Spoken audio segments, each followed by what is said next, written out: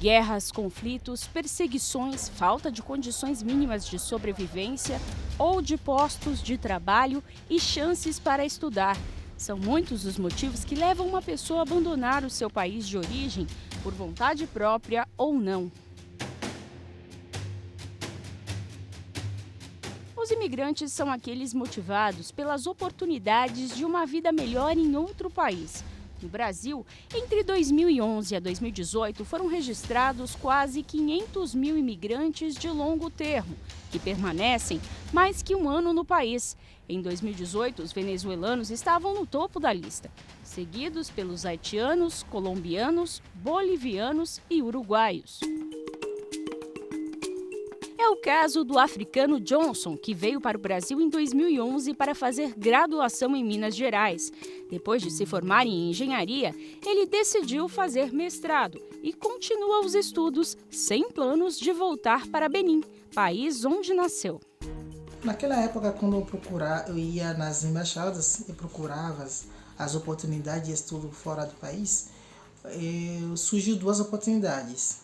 Era ir para o Marrocos para cursar a graduação e a segunda oportunidade que surgiu para mim era ir para o Brasil. Então eu me candidatei para as duas vagas. Só que o resultado do Brasil saiu primeiro e falei, então vou para o Brasil. Mas sempre tive essa paixão pelo Brasil devido à história, o laço que une, né, o continente africano com o Brasil, ou seja, especificamente meu país com o Brasil. Mas, diferente de Johnson, muitas pessoas não têm escolha, a não ser deixar tudo para trás e buscar refúgio em outro país. O direito internacional, por meio de um tratado, diz que há 5 motivos pelos quais uma pessoa pode ser perseguida e que geraria essa condição, essa situação de refúgio, que seria devido à raça, religião, nacionalidade, pertencimento ao grupo social ou por opiniões políticas. Mas, claro, a legislação nacional pode colocar outras situações em que as pessoas teriam direito à proteção de refúgio. A pessoa refugiada é vítima, ela não é algoz, ela não cometeu crime nenhum no país de origem que fez com que ela tenha que sair e busque proteção em outro país.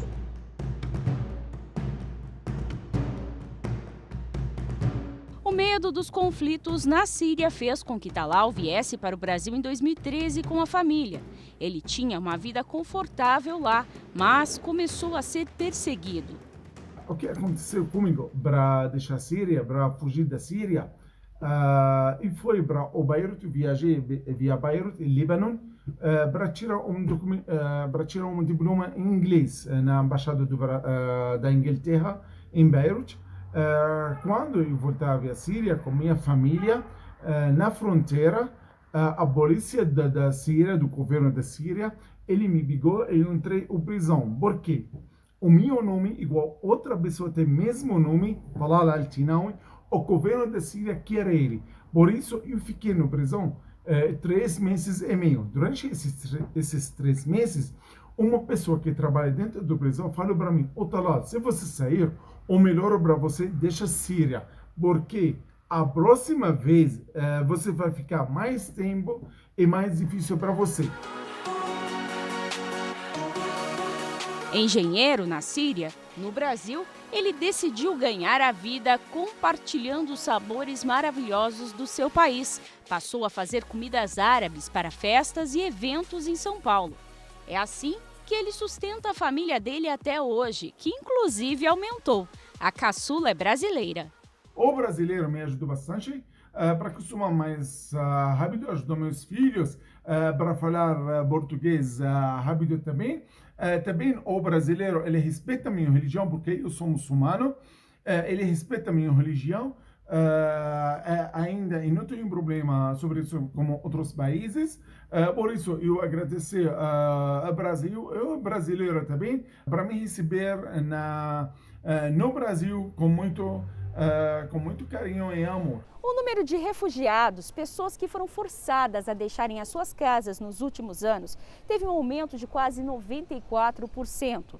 Em 2010, eram 41 milhões e até o fim de 2019 foram mais de 79 milhões, cerca de 1% da população mundial.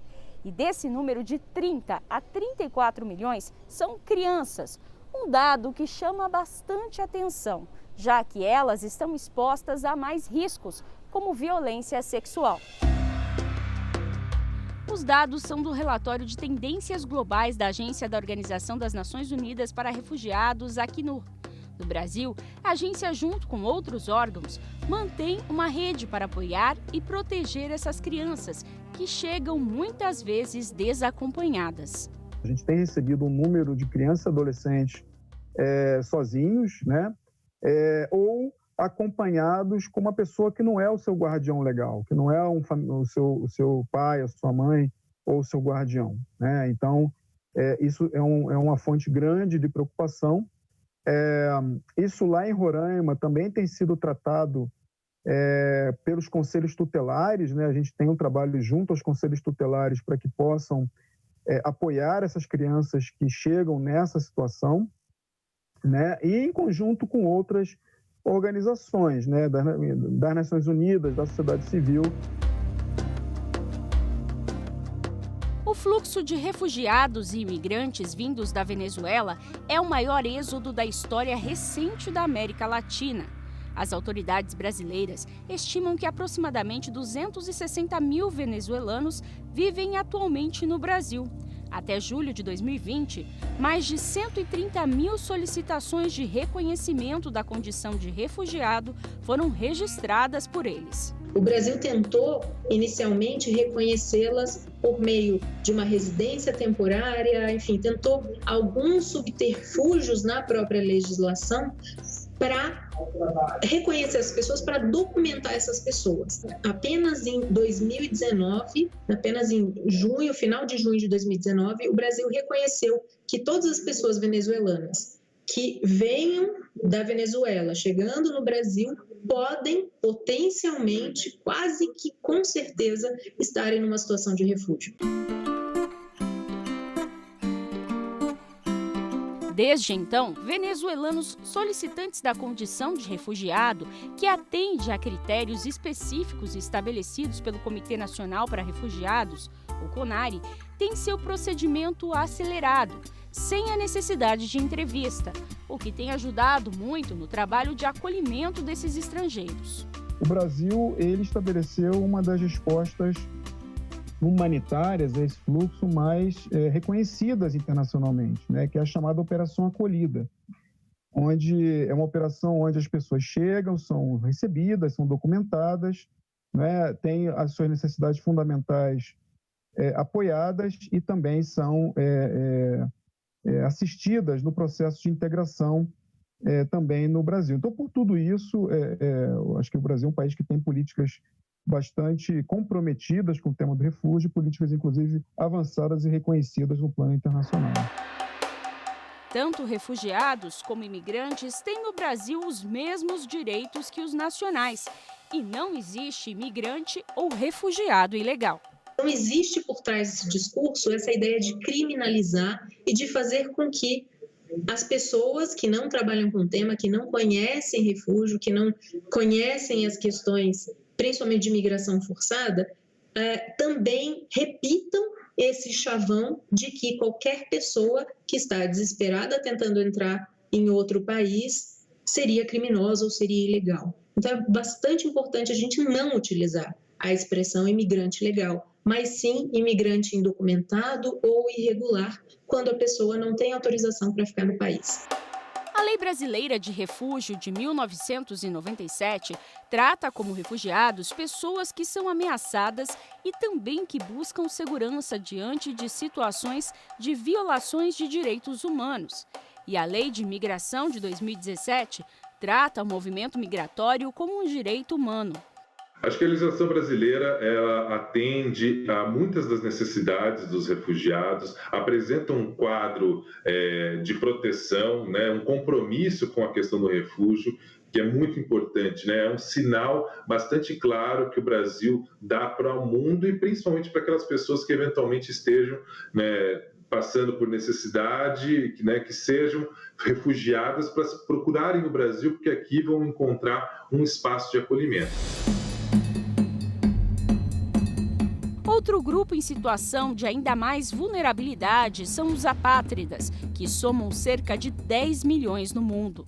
Apátridas são aquelas pessoas que não têm nacionalidade, ou porque nasceram sem, porque a legislação do país de origem não permitia a aquisição, o reconhecimento daquela nacionalidade, ou porque em algum momento da vida perderam a nacionalidade. Há várias formas pelas quais a pessoa pode perder a nacionalidade, pode nascer sem uma nacionalidade.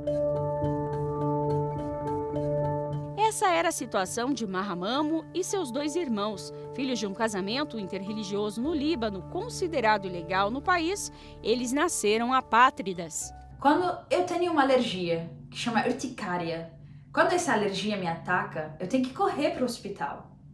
Primeira vez que eu teve que ir para a emergência, a primeira pergunta foi: quem é você?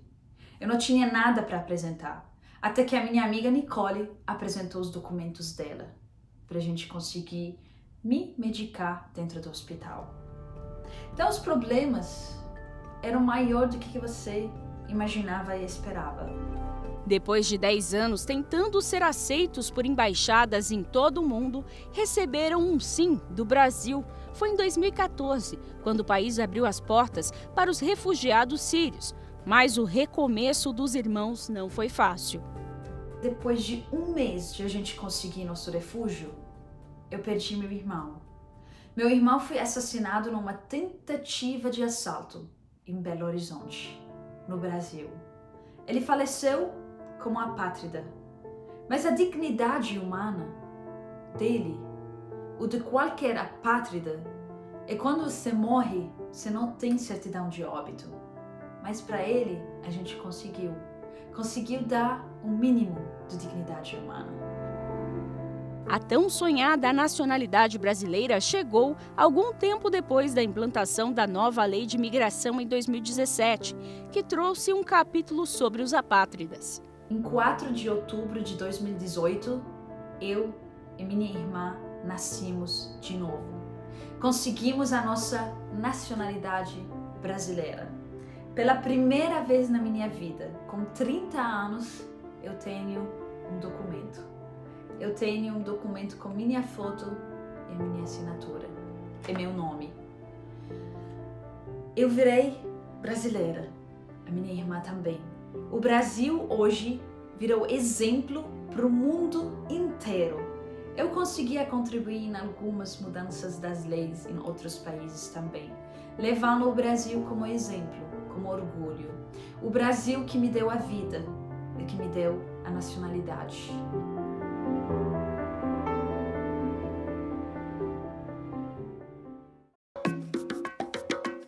O repórter Justiça vai para o intervalo e, na volta, a repórter Larice Neves vai mostrar os desafios que os refugiados enfrentam para começarem uma nova vida aqui e também o fluxo migratório deles pelo país. A gente volta já.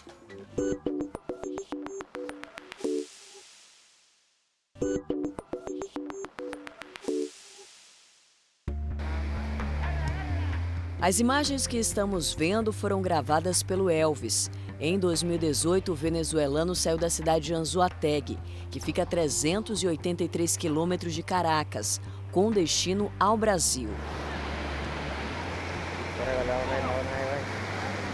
Durante a viagem, o Elvis só comeu o básico. As refeições eram feitas assim.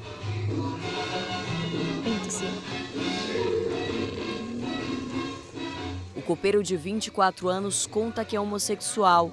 Deixou a Venezuela por causa da política e do preconceito. A situação econômica está muito complicada. Há pessoas que estão morrendo de fome. A discriminação é nível muito alto contra as pessoas LGBT, já que ninguém tem direito. Minha saída de lá foi muito complicado, já que por ser LGBT no cumplí con los derechos para pasar a otro país a una mejor calidad de vida, ya que en mi país no conseguí ejercer mi carrera e darle uma melhor de vida a minha família. Uma realidade vivida por milhares de refugiados que vêm para o Brasil. Em meu país, a gente não tem aquela esperança, né? Para estudar, para trabalhar. E estou muito orgulhoso do Brasil, né? Porque abriu as portas para meus irmãos venezuelanos, né? Que vêm atravessando aquela situação, né? Que todo mundo conhece já. Eles arriscam a própria vida. Ficar é perigoso, mas ir embora também. Então, há vários países que criminalizam as relações homoafetivas. Então, pessoas que têm uma identidade de gênero, que têm relações homoafetivas, são perseguidas em muitos países e, para preservar a sua vida, têm que sair. Segundo o governo federal, a situação mais preocupante de refugiados no Brasil é vivida pelos venezuelanos. Roraima, por ser o estado de entrada deles, está com a economia saturada. O Comitê Nacional para os Refugiados e a Secretaria Nacional de Justiça analisam os pedidos feitos por quem chega. O presidente dos órgãos diz que tem tentado deixar o processo mais rápido. O nosso compromisso, enquanto Secretaria Nacional de Justiça, foi o de reduzir esse passivo, justamente para que essas pessoas possam ter a sua situação resolvida e seguir a sua vida no Brasil. Então, houve uma estratégia de julgamento, que foi o julgamento em bloco. O Ministério da Justiça tem aplicado algumas políticas de interiorização. Isso significa que se o refugiado chega em Boa Vista, por exemplo, ele pode ser encaminhado para outros estados do país. Não é obrigatório, mas no fim das contas, uma opção interessante. Hoje, todos os estados da federação já acolheram venezuelanos. Claro que São Paulo, pela sua magnitude, 20, 25% da população brasileira está lá, maior economia, é natural que seja o estado de maior acolhida. Mas daria muito destaque também aos 3 estados do Sul, Mato Grosso e Mato Grosso do Sul também, sem contar Manaus, que acaba sendo a única cidade de acesso por via terrestre a partir de Roraima. Esse processo é chamado pela ONU de deslocamento interno. As autoridades se preocupam em como vai ser a adaptação desse estrangeiro. Por isso, primeiro levam em conta se a pessoa tem algum parente ou amigo na região de destino e se há vagas de emprego disponíveis, além de informar como é a cidade que irá encontrar, cultura local e condições climáticas. A gente tem que explicar que em Caicó, no sertão do Rio Grande do Norte, faz muito calor, que está longe da praia, que Fortaleza é quente, mas tem praia, que em Porto Alegre tem frio de 5, 10 graus e que ele vai precisar usar um casaco forte no inverno. A gente tem uma ambientação cultural da região que ele vai. Se adaptar é um processo que requer esforço e persistência para aceitar novas culturas e mudar hábitos já adquiridos. Fora isso, muitos refugiados têm 1, 2 diplomas, mas demoram a conseguir o reconhecimento da profissão aqui. Me vi forzada a emigrar de mi país debido a la situación que ya todos conocemos, que es política y económica. Allá en Venezuela soy enfermera con una profesión y una experiencia de aproximadamente 12 años. Estoy buscando la oportunidad de revalidar mi documentación para poder ejercer mi profesión y así tener una mejor estabilidad, tanto en mi vida y profissionalmente.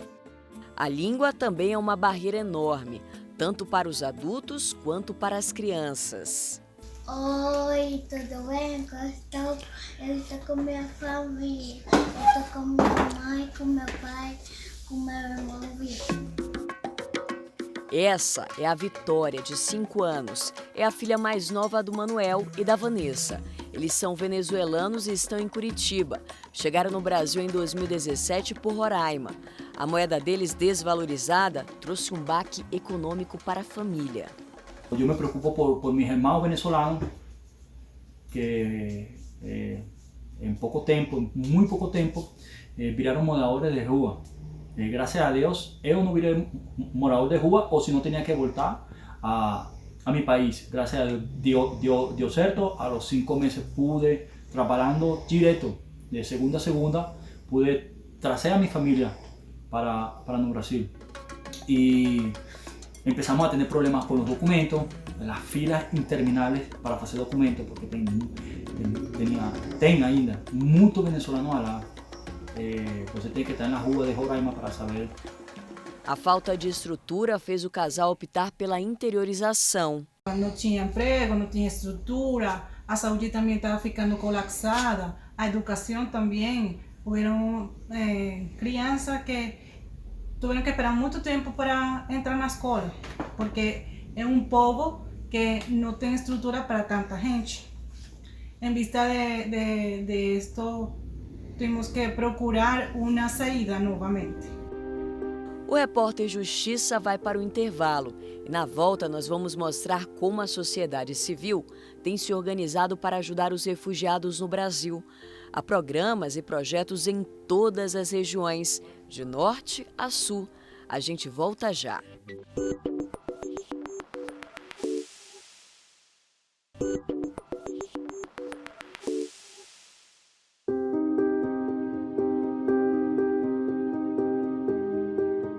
Coragem, determinação, esperança. Os refugiados precisam de um pouco de tudo isso quando necessitam deixar para trás tudo que têm. E nessa jornada, precisam também de um pouco de sorte para encontrar pessoas como a dona Marluce, de Curitiba. Quando eu me coloco no lugar da outra pessoa e penso como eu gostaria de ser tratada, como um pobre que não tem potencial ou como um irmão, como um estrangeiro, como um igual. Isso muda o meu relacionamento com aquela pessoa, porque a solidariedade é alguém que pode ajuda quem não pode. A fraternidade é mais do que isso. A fraternidade é eu me sentir irmã da outra pessoa. Isneide é advogada e veio da Venezuela em 2018 e foi com a ajuda do projeto que conseguiu entrar no mercado de trabalho brasileiro. Ainda tenho a dificuldade, mas de não saber falar nem escrever, não ter nada, sou uma mala de roupa. Já hoje tenho um serviço de auxiliar administrativo. Eu consigo falar um pouquinho melhor português, graças a Deus. Já hemos podido alugar uma casa, já temos trabalho. Hemos podido conquistar, graças a Deus, e sempre dando o melhor de nós, aportando sempre o melhor para conseguir. Uma corrente de solidariedade e fraternidade tem se espalhado pelo Brasil. Ações que também partem de órgãos como o Ministério Público Federal, que promove, junto com outros parceiros, mutirões em áreas de fronteira para ajudar os refugiados com documentação e garantias legais. A resposta dos governantes e da sociedade local a esse fluxo deve ser de acolhimento, deve ser de melhora das políticas públicas, deve ser de inserção dessas pessoas na sociedade e não uma resposta que gere atos discriminatórios ou que gere discursos xenofóbicos. Inclusive, as políticas de acolhimento, elas estão de acordo com o disposto na Constituição Federal, nos tratados de direitos internacionais, dos quais o Brasil é signatário, e também de acordo com a Lei de Migrações e demais diplomas legais em vigor no Brasil.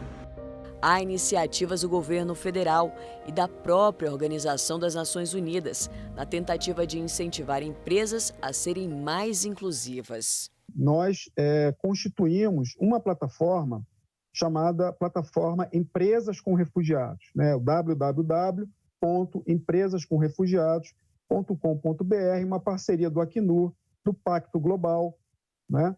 E da ONU Mulheres. Então, ali, a gente conseguiu mapear uma série de cases de sucesso dessas contratações, né? Empresas que contrataram pessoas refugiadas, né?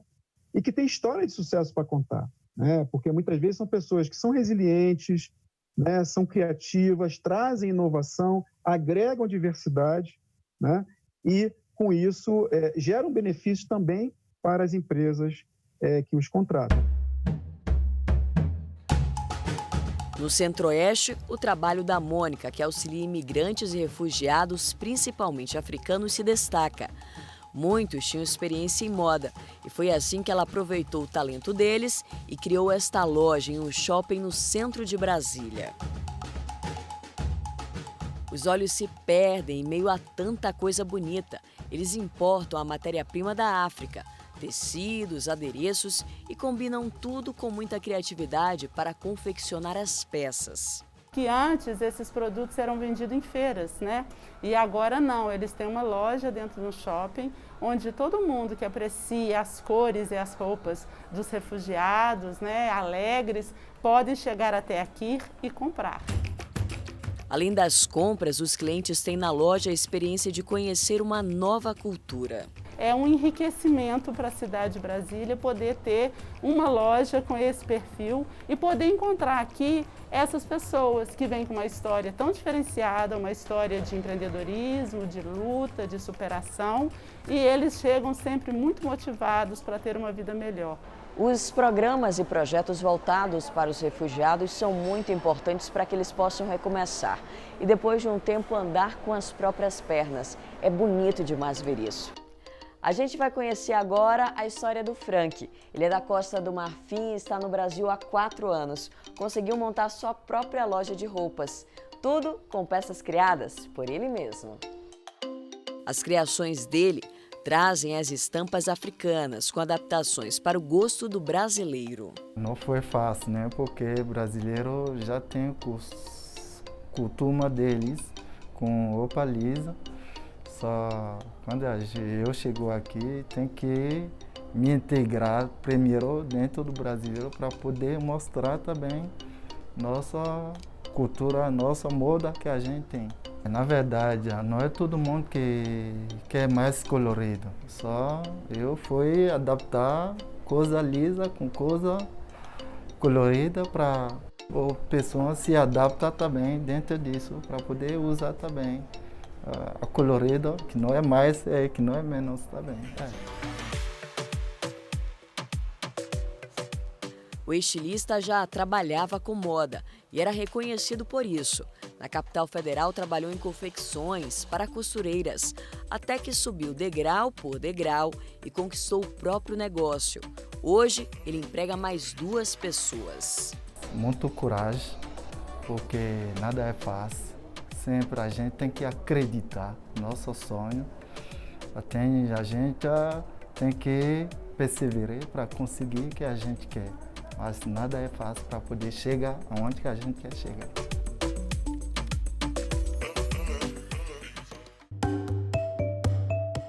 O Repórter Justiça de hoje fica por aqui. Você pode rever este e outros programas no nosso canal no YouTube, TV Justiça Oficial. Acesse também o nosso site, tvjustiça.jus.br. Obrigada pela companhia. Até mais!